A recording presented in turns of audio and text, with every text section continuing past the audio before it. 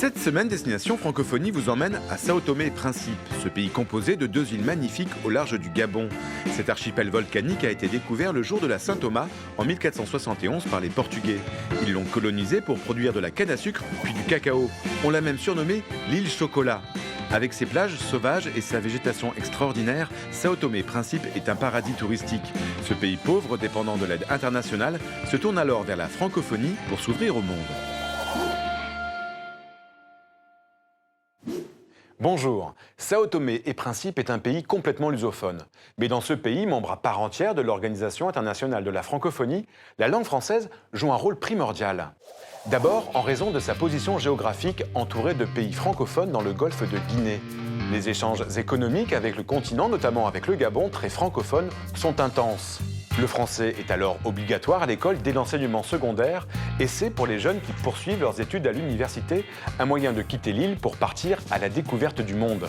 Les professeurs peuvent compter sur les formations de l'Alliance française très active sur l'île grâce au soutien de l'ambassade de France au Gabon.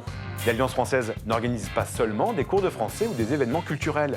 Elle est aussi un point d'appui pour le développement des coopérations pour la langue française dans tout le pays. Pour Sao Tomé et Principe, la francophonie est donc un moyen de rompre avec son isolement. Regardez.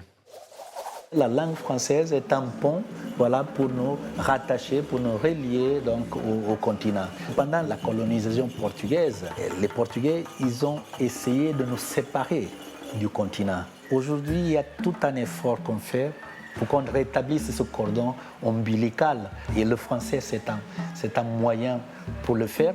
C'était un pays producteur de cacao, mais c'est clair qu'aujourd'hui, on ne peut pas en produire en quantité suffisante pour faire marcher le pays.